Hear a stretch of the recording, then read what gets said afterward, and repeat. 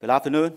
Yeah, it's my turn because some presentation is so long and then extend, and then extend your tea time, right? But I will not extend your tea time. Actually, the content is here, so may not be shorter or may not be longer. Okay. Okay. Today's topic, yeah, digiting deep. Actually, this topic name is not decided by myself. It's decided by Hack in the Box, but I don't know why. Use this. Yeah, my topic name is any secret in the IoT. Okay, but anyway, this is the same. Okay, my name is Kelvin.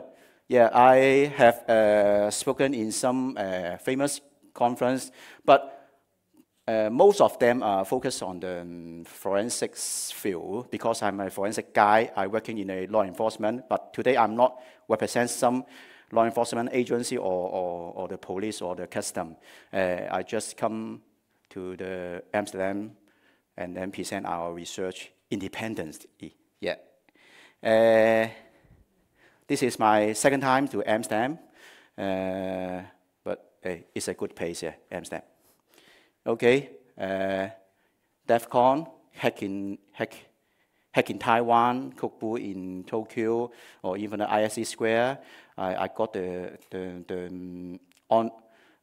prizes, ISLA, Asia Pacific, yeah. And then I also have some publication since 2011. The first paper is the Facebook forensics. This is the first one. Forensic topic on the Facebook. It's still recorded in the US government. Yeah, you can search it and search my name. You will find the paper. Other than that, also doing the forensics things, focus on the mobile device, just similar to the IoT device. Okay, let's start. Okay, hacking IoT. Any ideas of hacking IoT? No. No one tried before? No. Yeah.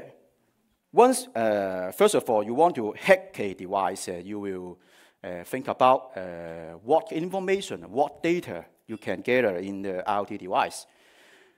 For the IoT device, you may think the ecosystem, right? And then the device memory or the data or the interface, maybe the web interface or the IoT device interface itself. Maybe the configuration file, that is the firmware.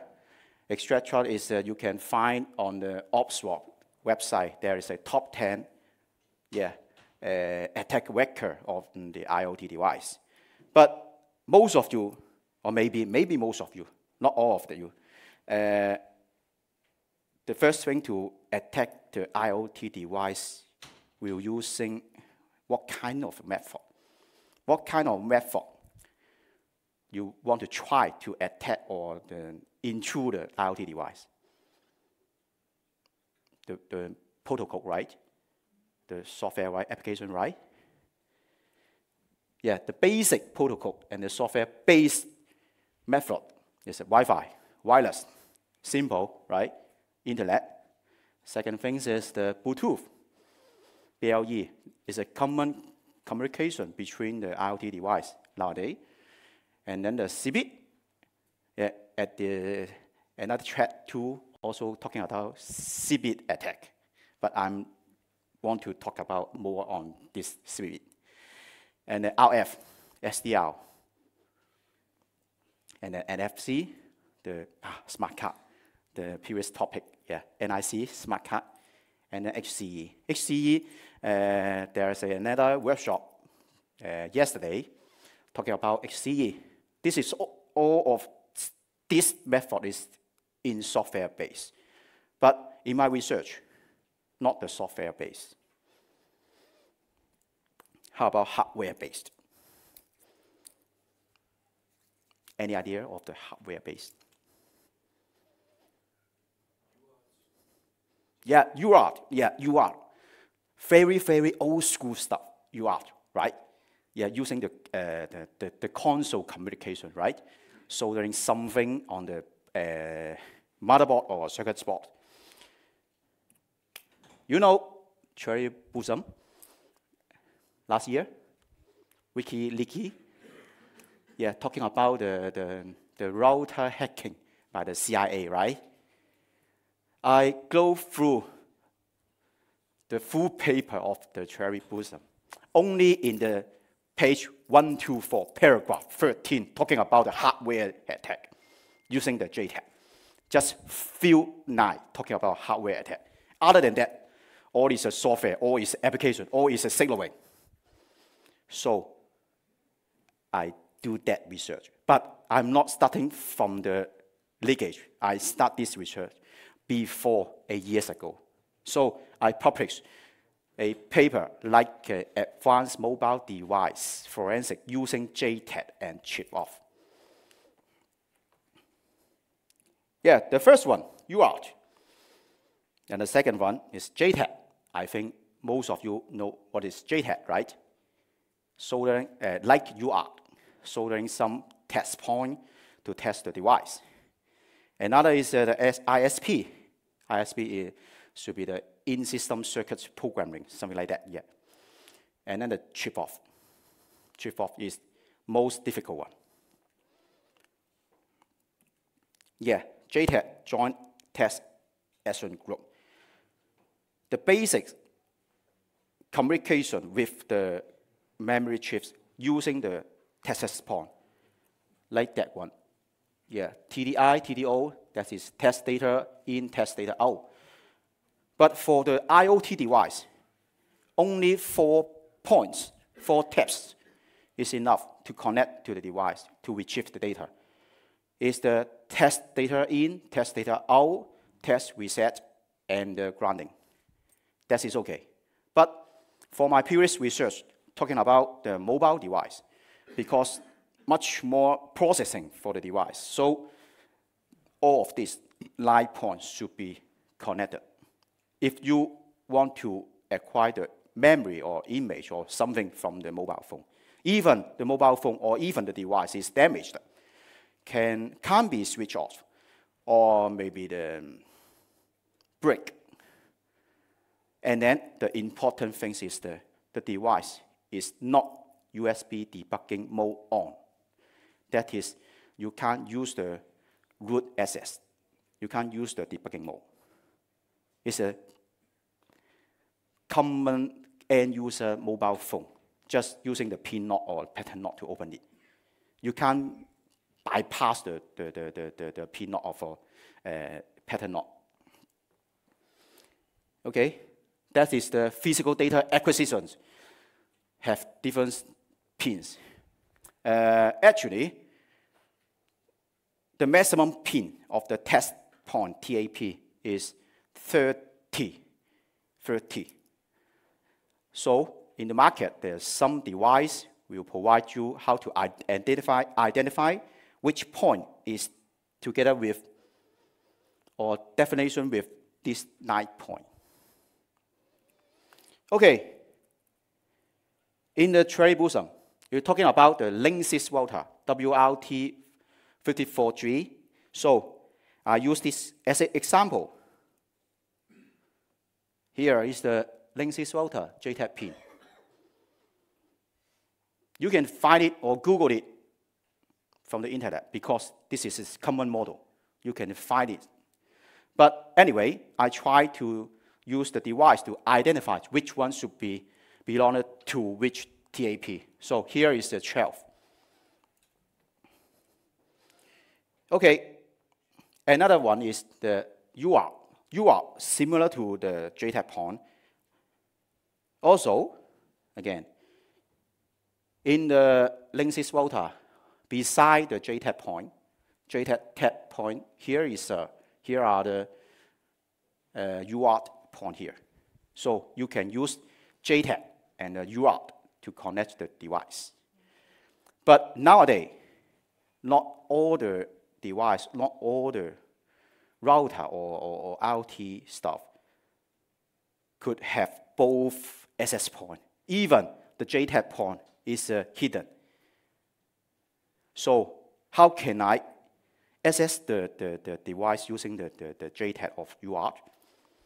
That is using the chip of or ISP. But the example in this session, I will show you using the JTAG tool, because we are another village downstairs is a chip of village by VXRL, is my partner company, partner organization. So you can go down and then try the chip of. Maybe some of you have tried it before in the morning session, right?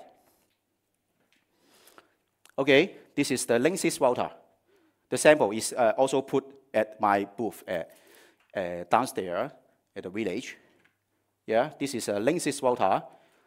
This is the device to connect with the JTAG as a bridge to connect with your computer. Yeah. Actually, in the market, you will find the bus baluster or this activate device. Both of these devices also provide the supportive communication with the JTAG and the UART. But I'm not the sales of these two devices, so I just advise you to use this. And also my research or my testing also using these two devices. Okay, apart from the hardware side, yeah, I will use another famous open source application. It's an OpenOCD, Open On-Chip Debugger Tools. It's a free download. It's open source, so it's feel free to use. Yeah, it provides debugging in system programming like ISP and boundary scan or working with adapter, debugging adapter, because not only two debugging adapter like bus baluster and the artifact, because you can search it or JTAG adapter, okay, a list of the JTAG adapter, right? Okay, the last thing is support a list of a router and the chips configuration. So it is very easy to find the configuration file of the router and then connect it and then dump the memory from the router and the device. Okay, once the device is connected like this one, and then connect to the computer, and then open the OpenOCD, and then the application, the debugger, scan the device successfully. Yeah, the CPU tap device found, this one. And then you see the fresh KT link buffer ROM from this GitHub and the bus baluster. Okay, once connected, how come? Yeah, interesting things. Yeah, the telnet port 4444 is open. The telnet port is open, bypassing the password, bypassing the interface. Okay, I try to telnet to connect it without password, without password. Yeah, here. Yeah, I can control the device. Yeah, held the device 2 times, kill the watchdog, or even reset it as a root privilege. Okay? You may ask, and then what happened? And then any other thing else for the device? Yeah, the kernel address, pin it. Actually, all the data from byte 0 to the end of the file, you can pin it all the kernel. Once you get the kernel, and then you can try to reconfigure the configuration file or even search something on that device. Okay, this is the reference for the kernel sessions for you. How to interpret this kernel address. Yeah, because I have mentioned I'm a forensic guy, so this raw data is very important things for our investigation, right? So even how many partition in the device. Let's say, example, not talking about the Linksys device or maybe the Dlink device, something a TV box. Yes, it's the same. The kernel is the same. Okay, and then the memory dump. We can dump whole memory of the device. The firmware recovery script from the OpenOCD using OpenOCD, and then the kernel memory, NVRAM memory, starting from the hash, and then actually image dump. Once this image dump from this device using the OCD or the JTAG device, the result is here. Yeah. You see? Interesting. What's this? Can you tell me?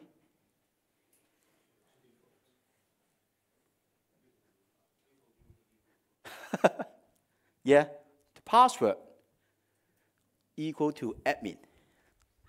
That is the device using the admin as a password. Okay, it's a plain text. No encryption. Okay, and then someone will ask me why the device didn't encrypt something. Any idea? It's easier, maybe. It should cost less money. Yeah, because the IoT device didn't contain much more memory or gigabyte data inside a IoT device, like a PUB. Yeah, this is only a chips, right? Only a 100 byte or 100 kilobyte data stored in the strips. So, and also the processors of the IoT device is not much powerful than a computer, right? They can't do the encryption process. So all the things inside the IoT device or even in the router is a plain text or is a hash. No need to decrypt something when you get it out. So this is the weakest of the IoT device, or maybe a bug of the IoT device. But anyway, most of the IoT device still working on that way. Easier to do, easier to manufacture, easier to produce, to design, right? Okay. Other than the password, you also got the private key here. This string is a private key. You can use this private key to decode another password if the IoT device stored it. Actually, the whole flash structure of that IoT device is acquired. Okay, like bootloader, the firmware, or even I mentioned it, store the variable information inside the router. Okay, that is much more interesting secret things in the IoT device or in that router. Plain text, username, and the password. You see, HTTP password, PPP password, DNS password. Yeah, a lot of password stored in the device, stored in the router, but always in the plain text, username and password. Okay, that is an example of the JTAG, but we got another thing is ISP. The ISP is different from the JTAG. JTAG, you will find the biggest tap point on the device box, but ISP is just like an interception of the processor, interception of the eMMC flash ROM, because you will find this is not a common testing point. This is the like IC connection with the memory chips nearby. So you will use a very, very, very thin cable to solder on that point, like that one. Alexa. Another example of Alexa. Yeah. You will see this one, and this one, this wired cable. Yeah. You want to see how this wire thin, or maybe you could try this very, very thin wire. You can go down to my booth and then have a look of this Alexa device, because I still put it here, put it there, and then you can try and take a photo for you. Okay, another thing is my village. Yeah, this is a chip off using the infrared heating. For the old school stuff, maybe you will using the soldering iron or maybe the hot gun. But for the soldering iron, you can't desolder this type of the chips. You could use the hot gun to provide some hot air and then remove the chips. But for the IR device, the IR infrared reverse station, just using the IR heat to remove the chips. It's more easier, more stable than the hot guns. Okay, that is the Google Home Mini. Yeah, also got the chips here, but you will see that around this motherboard, there is no JTAG point here. That means I told you before, some IoT devices are hidden the JTAG point to prevent your interception, to prevent your intrusion. Okay. Yeah, this is the village downstairs. After this session, you will go to my village and try how to using this device, IR infrared reverse station, or maybe you can use this bus ballast to connect the router. Yeah, and then once the chips is removed, how to read it. We also got some adapter there. This is the adapter for the chips. The model is BGA 169153. This is a common model, common chips. This is a universal chips series because I have some sample mobile phone, sample router. I disassemble it and then find it. All of that are using that series. So I got some this BGA adapter for use to test the device, test the chips. Once you remove the chips from our booth, and then you can use the computer, use the adapter to test your successful work. Where can you get these adapters? Yeah. Actually, all of these box, this adapter, I source it from China. Because I come from Hong Kong, it is very close to China, right? So the price is relatively cheaper than you purchase from the internet while in Europe or in US. Because maybe some trading problem or maybe some other things, I don't know, yeah. That's okay. I can say that because I'm the Hong Kong guy, so I can buy it from the Shenzhen, from the China, is cheaper than you. So I got a lot of this advice. Yeah. Okay. Any question about the village and the JTAG? Yeah. So maybe not about the village, but about what you showed. You showed successful attack. Yep. Against Linksys Router, yeah. Which is about 20 years old. That's Yeah. That is 20 years old device. Yes. So. To ask about Alexa and Google Home that you also showed you try to get contact. Yeah. So.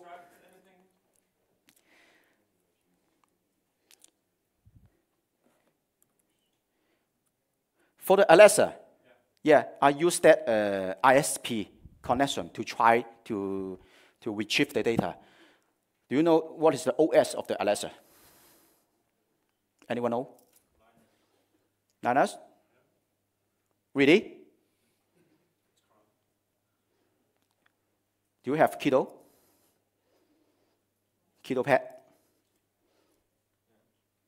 Is it from Amazon? Yeah, using the Live OS. Live. You know Live? K-N-I-F-E, Live. Similar to Kiddo. Yeah. How about Google? How about Google? No JTAG, no UART, no ISP.